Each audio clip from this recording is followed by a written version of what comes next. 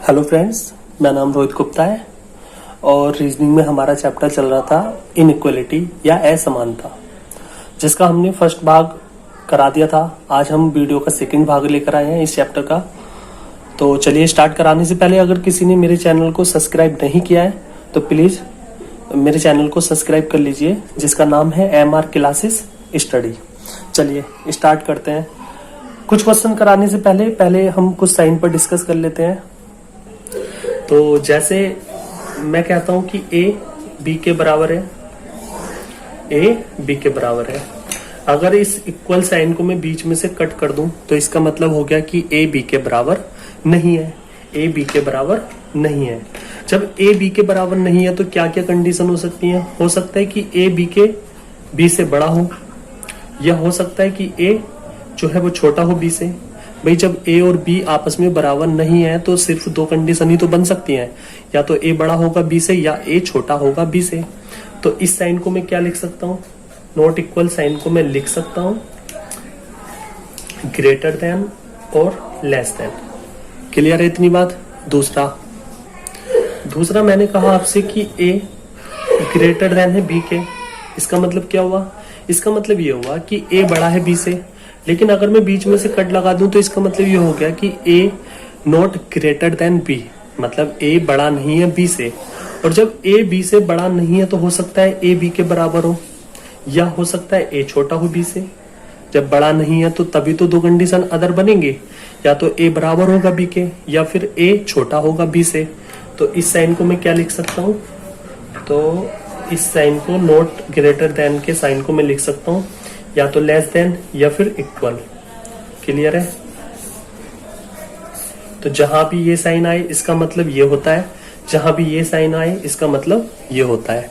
आगे तीसरा ये है कि अगर मैं आपसे कहूं less than a less than है b के, मतलब a नहीं, लेस देन नहीं, सॉरी ये ग्रेटर देन का बना दिया मैंने, a लेस देन b।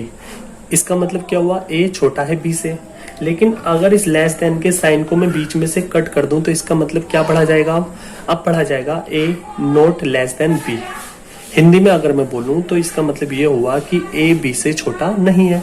जब a b से छोटा नहीं है तो हो सकता है a बड़ा हो b से, या हो सकता है a बराबर हो b के। तो हम थर्ड साइन को हम less than not less than को हम क्या लिख सकते हैं? तो ग्रेटर देन और इक्वल।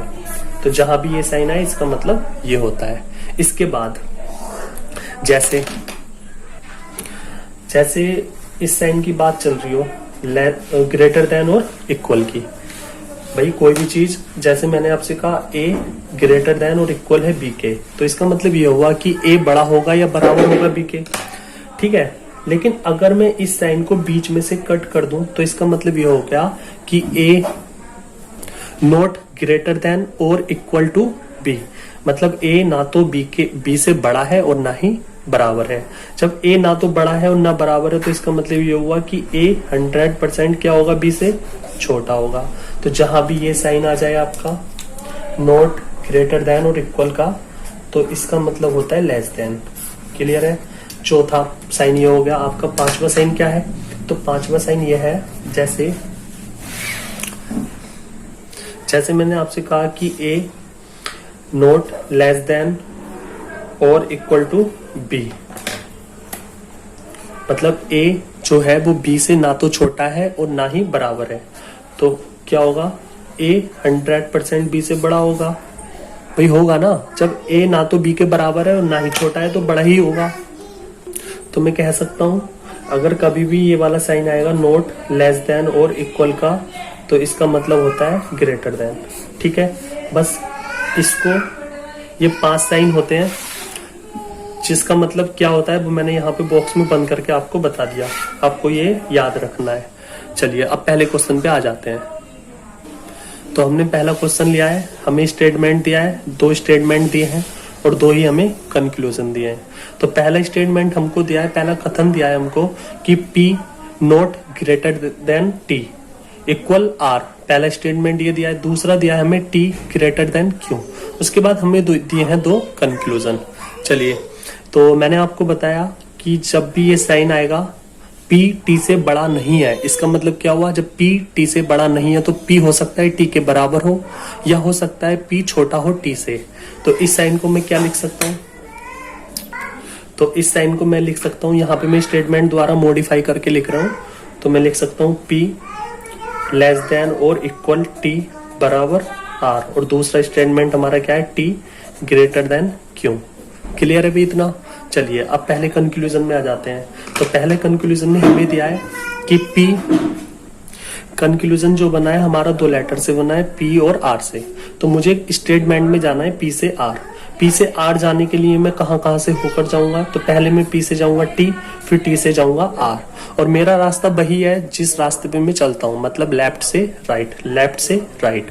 तो मुझे साइन कोई भी चेंज करने की जरूरत नहीं है। जब मैं P से R गया तो रास्ते में मुझे दो साइन मिले, एक तो मिला मुझे लेस देन और इक्वल का, और दूसरा मिला मुझे इक्वल का। एक तो मुझे साइन मिला P से R तक आने में लेस देन और इक्वल का, और दूसरा मिला इक्वल का। अब ये दोनों साइन में मैं प्राथमिकता उसी को दूंगा, जैसे कि मैंने आपको पहली वीडियो में बताया। ये पहली फैमिली के पर्सन है, पहली के नहीं, ये दूसरी फैमिली के पर्सन है। अब पहली और दूसरी फैमिली में तीन तीन लोग हैं, और मैंने आपको बताया प्राथमिकता कैसे दी जाएगी, वो मैंने आपको पहली वीडियो में बता दिया था। अब इन दोनों साइन में मैं प्राथमिकता किसको दूंगा, तो इसको दूंगा। अब ये साइन P और R के बीच में है, तो हमारा कंक्लूजन ठीक है, और देखिए साइन भी वही है, इसलिए पहला कंक्लूजन हो जाएगा हमारा ठीक। दूसरा कंक्लूजन क्या है, P से जाना है हमें Q, P से कहाँ जाना है, Q। तो P से Q तक जाने के लिए पहले क्या करेंगे हम, P से जाएंगे T पर, क्लियर है, और T से जाएंगे Q पर। तो हमने देखा जब हम P से Q तक गए तो हमारे रास्ते में कितने साइन मिले, तो आप कहोगे दो साइन मिले। कौन कौन से, तो एक तो मिला मुझे लेस देन और इक्वल का, और दूसरा मिला मुझे ग्रेटर देन का। क्लियर है ना इतनी बात। अब फिर मैंने आपको बताया कि जब भी हमारे किसी कंक्लूजन में दोनों फैमिली से साइन आ जाते हैं, मतलब दोनों फैमिली के सदस्य आ जाते हैं, तो वो कंक्लूजन हमारा हो जाता है ब्लॉक। तो देखिए ये तो हमारा दूसरी फैमिली से मिला, और ये पहली फैमिली से मिला। लेस देन और ग्रेटर देन वाले साइन जब भी आ जाते हैं तो वो कंडीशन हो जाती है ब्लॉक। ब्लॉक का मतलब P और Q के बीच में कोई भी कंक्लूजन नहीं बनता, इसलिए ये हो जाएगा रोंग। तो हमारा पहला कंक्लूजन है ठीक, और दूसरा है रोंग। चलिए अगले क्वेश्चन पे आ जाते हैं। चलिए अब जितने भी क्वेश्चन हम कराएंगे वो सब आइदर और वाले कराएंगे, जिसमें ऑप्शन में आता है या तो पहला ठीक है या फिर दूसरा। आइदर और वाले हम केस वाले क्वेश्चन हम पर डिस्कस करेंगे। चलिए पहला स्टेटमेंट दिया है आपको, पहला क्या, एक ही स्टेटमेंट दिया है जिसमें उसने बोला है कि A ग्रेटर देन और इक्वल है B के इक्वल C। ठीक है, फिर हमें दो कंक्लूजन दे दिए, A ग्रेटर देन C और दूसरा दे दिया A इक्वल C। चलिए अब मुझे पहले कंक्लूजन में जाना है A से C पर। A से C पर जाने के लिए मैं क्या करूंगा, स्टेटमेंट में A से B पर जाऊंगा और B से C पर जाऊंगा। जब मैं A से C पर गया तो मुझे रास्ते में दो साइन मिले, एक तो ग्रेटर देन और इक्वल का, और दूसरा इक्वल का। प्राथमिकता मैं किसको दूंगा, तो प्राथमिकता मुझे किसको देनी है भाई, तो आप कहोगे प्राथमिकता देंगे आप ग्रेटर देन और इक्वल को। लेकिन A और C के बीच में यहाँ पे ग्रेटर देन और इक्वल का साइन नहीं है, सिर्फ किसका साइन है, ग्रेटर देन का, इसलिए ये कंक्लूजन हो जाएगा आपका रोंग।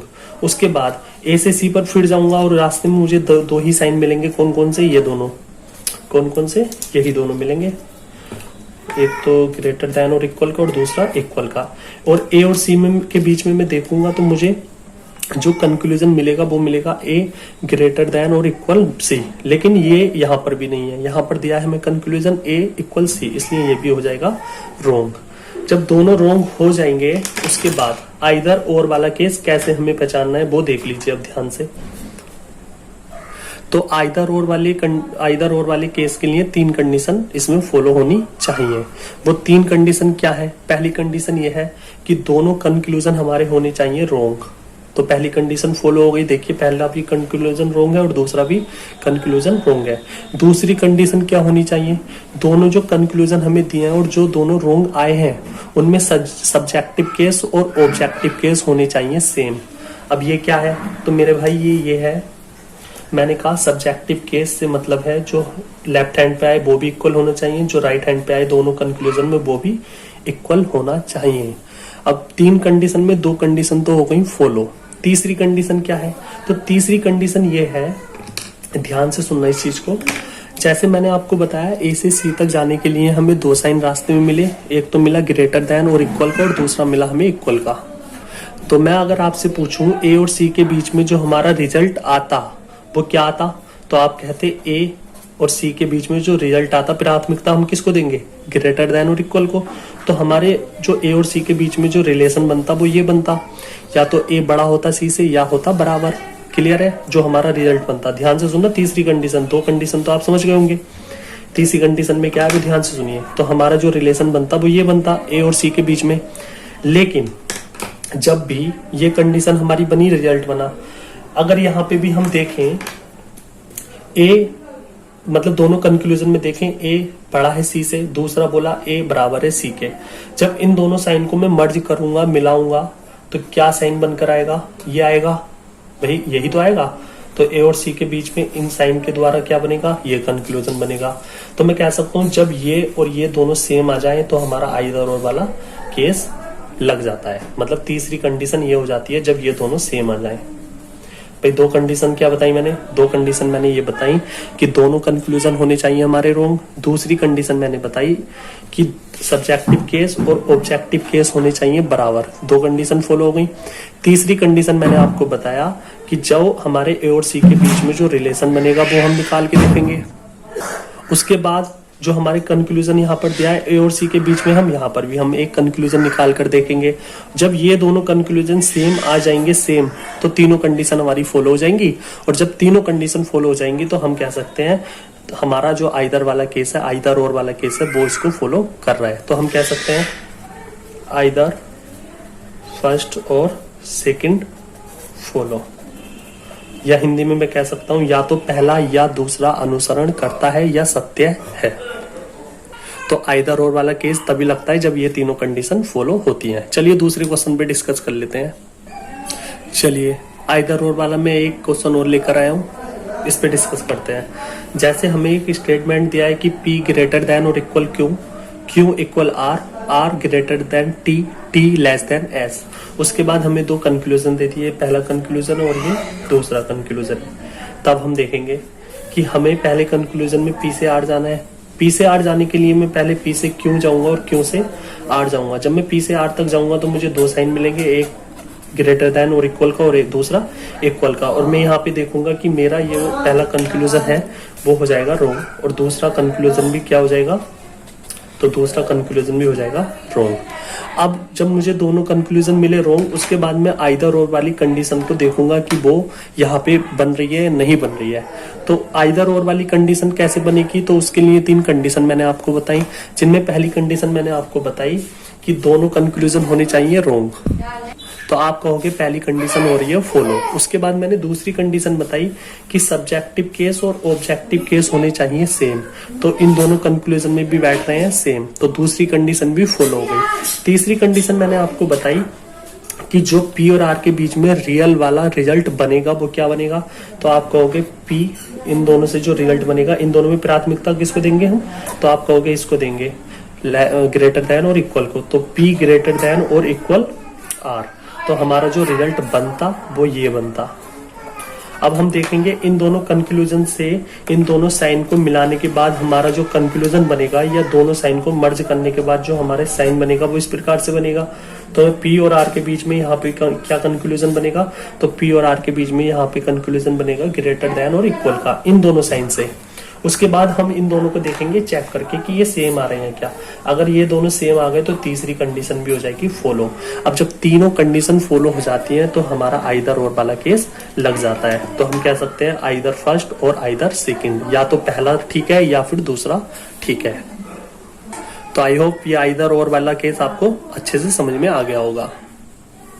अब एक क्वेश्चन हम नाइदर नोर वाले पे डिस्कस कर लेते हैं। तो तीसरा क्वेश्चन हम लेकर आए हैं नाइदर नोर पर। हमें कंक्लूजन दिए हैं Q less than T, Q equal T। हमारा स्टेटमेंट यही रहेगा। अब जितने भी मैं क्वेश्चन कराऊंगा हमारा स्टेटमेंट सबके लिए यही रहेगा जो मैंने पहले क्वेश्चन में दिया है। तो हमें क्या करना है, तो हमें ये करना है कि Q से T पर आना है। Q से T पर आने के लिए मैं क्या करूंगा, तो Q से पहले मैं R पर जाऊंगा और R से T पर जाऊंगा। मुझे रास्ते में दो साइन मिले, एक इक्वल का और एक ग्रेटर देन का। यहाँ पे भी एक इक्वल का और एक ग्रेटर देन का। उसके बाद प्राथमिकता मैं इसको दूंगा, इसलिए ये भी रोंग हो जाएगा और ये भी रोंग हो जाएगा। उसके बाद मैं चेक करूंगा आइदर और वाली कंडीशन। तो आइदर और वाली कंडीशन के लिए मुझे 3 कंडीशन को फॉलो करना पड़ता है। तीनों कंडीशन अगर फॉलो हो जाएंगी दोनों कंक्लूजन पर तो हमारा आइदर और वाला केस लग जाएगा। चलिए देखते हैं। तो पहली कंडीशन ये थी कि दोनों कंक्लूजन होने चाहिए रोंग। तो पहली कंडीशन तो हो गई फॉलो, दोनों कंक्लूजन है हमारे रोंग। फिर दूसरी कंडीशन ये थी कि दोनों कंक्लूजन के जो सब्जेक्टिव केस और ऑब्जेक्टिव केस हैं वो होने चाहिए सेम। तो देखिए यहाँ पे भी क्यों है, यहाँ पे भी क्यों है, यहाँ पे टी है, यहाँ पे भी टी है। तो हम कह सकते हैं दूसरी कंडीशन भी हो गई फॉलो। तीसरी कंडीशन मैंने क्या बताई? तो तीसरी कंडीशन मैंने बताई जो साइन आए थे हम प्राथमिकता किसको देंगे? तो आप कहोगे, आप दोगे ग्रेटर देन को। तो क्यों और टी के बीच में जो हमारा रिलेशन बनता या रिजल्ट आता वो आता क्यों ग्रेटर देन है टी के, मतलब क्यों बड़ा है टी के। उसके बाद फिर मैंने आपको तीसरी कंडीशन में बताया कि इन दोनों साइन को मर्ज करके जब हम मिक्स करेंगे तो साइन बनकर आएगा ये लेस देन और इक्वल का। तो यहाँ पे जो रिजल्ट बनेगा वो क्या बनेगा? क्यों लेस देन और इक्वल टी। अब उसके बाद मैंने आपको बताया कि ये दोनों अगर सेम है तो हमारी आइदर और वाली कंडीशन लग जाएगी। तो हम यहाँ पर देख रहे हैं ये दोनों चीजें सेम नहीं है, नॉट सेम, एक सी नहीं है। जब एक सी नहीं है तो तीसरी कंडीशन फॉलो नहीं हुई। जब तीसरी कंडीशन फॉलो नहीं हुई तो हमारा आंसर क्या होगा? Neither first nor second. ना तो पहला अनुसरण करता है और ना ही दूसरा। ठीक है, तो आइदर और वाली कंडीशन का आपको पता चल गया, नाइदर और नोर वाली कंडीशन का आपको पता चल गया। अब कर लेते हैं एक क्वेश्चन बिलोक वाली कंडीशन पर। चलिए अब हम डिस्कस करेंगे बिलोक वाली कंडीशन पर। जब चीजें बिलोक हो जाती हैं तो उसमें ऑप्शन हमारा आइदर और वाला ठीक होता है या फिर नाइदर नोर वाला ठीक होता है। तो चलिए मैंने एक बिलोक वाला क्वेश्चन लिया है जिसमें हमें स्टेटमेंट दिया है ये वाला जो पहले क्वेश्चन में दिया था, सेम टू सेम है पर दिखाई नहीं दे रहा था इसलिए मैंने नीचे लिख लिया। तो स्टेटमेंट हमारा वही रहेगा। कंक्लूजन हमें दिया है आर और एस के बीच में। तो हम देखेंगे आर और एस, आर से मुझे एस पर जाना है तो आर से मैं पहले टी पर जाऊंगा, टी से जाऊंगा एस पर, और मैं रास्ते में देखूंगा एक साइन मुझे मिलेगा ग्रेटर देन का और एक साइन मिलेगा मुझे लेस देन का। उसके बाद फिर मैं यहाँ पे जाऊंगा आर और एस वाले में तो मुझे यही 2 साइन मिलेंगे। जब 2 साइन 2 परिवार के मिल जाते हैं तो वो कंडीशन हो जाती है बिलोक। कोई भी कंक्लूजन हमें आर और एस के बीच में नहीं मिलेगा। क्लियर है भी इतनी बात? लेकिन अब जब कोई भी कंक्लूजन नहीं मिलेगा इसका मतलब पहला कंक्लूजन भी और दूसरा कंक्लूजन भी हमारा क्या हो गया? रोंग। पहला भी रोंग हो गया और दूसरा भी रोंग हो गया। लेकिन ऑप्शन में हम आंसर दें तो दे में क्या मतलब हम आंसर हमारा ये होगा कि आइदर फर्स्ट और आइदर सेकंड, या हमारा आंसर होगा नाइदर फर्स्ट नॉर सेकंड। मतलब ना पहला आंसर हमारा हो सकता है आइदर और वाला और दूसरा हो सकता है नाइदर नॉर वाला। तो उसकी पहचान कैसे करें वो भी देख लीजिए जब कंडीशन बिलोक हो जाती है। तो बस आपको इतनी पहचान रखनी है कि जब कंडीशन हमारी हो जाएगी बिलोक होने के बाद जब हम आर और एस के बीच में कोई कंक्लूजन देखेंगे और देखने के बाद जब मैं इन तीनों साइन को मर्ज करूंगा तो मुझे ग्रेटर देन का साइन भी मिल रहा है, लेस देन का और इक्वल का, मुझे तीनों साइन मिल रहे हैं। एक बार और समझ लीजिए ध्यान से, जब मैं आर और एस वाले दोनों कंक्लूजन के साइन को मर्ज करूंगा जैसे कि मैं यहाँ पे कर रहा था, यहाँ पे 2 साइन मैंने मर्ज करके ये साइन बनाया, उसी प्रकार जब मैं यहाँ पे 3 साइन मिलाकर मर्ज करूंगा तो तीनों साइन मिलेंगे। जब भी मुझे तीनों साइन मिलेंगे तो मेरा आंसर होगा आइदर और वाला, आइदर और वाला। और अगर इन 3 साइन में मुझे कोई भी एक साइन कम मिले, मतलब इन 3 साइन में कोई 2 साइन मिले या एक साइन मिले तो मेरा आंसर होगा नाइदर नॉर वाला। समझ रहे हो भाई? तीनों अगर साइन मिलेंगे तो आइदर और वाला, 3 से कम मिलेंगे तो नाइदर नॉर वाला, बिलोक वाली कंडीशन में ही बस। चलिए मैं एक क्वेश्चन पर डिस्कस कर लेता हूँ टाइप के। तो मैंने वही सेम स्टेटमेंट लिया है और कंक्लूजन में थोड़ा सा चेंज किया है।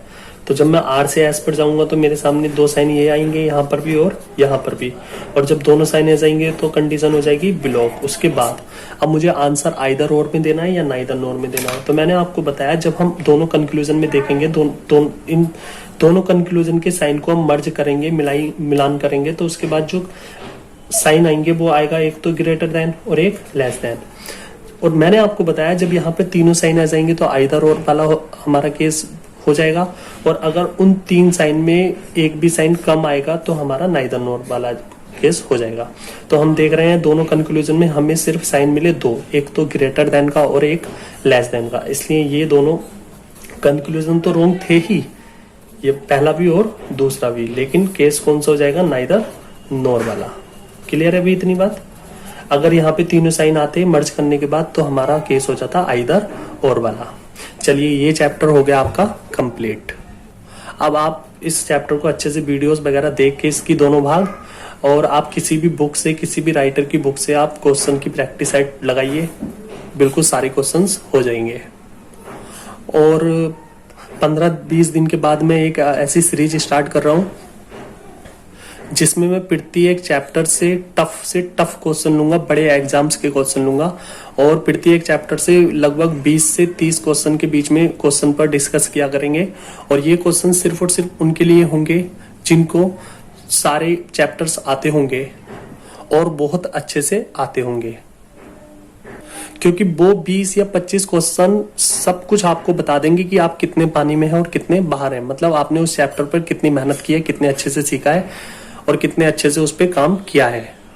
और अगर वो 20 से 25 क्वेश्चन आप कर लेते हैं तो मैं गारंटी देता हूं वो चैप्टर आपका बिल्कुल कहीं से भी कभी भी किसी भी एग्जाम में आए आप 100% उसको कर लेंगे, क्योंकि मैं 20 से 25 क्वेश्चन बहुत ज्यादा टफ लेकर हर वीडियो में आने वाला हूं प्रत्येक चैप्टर की।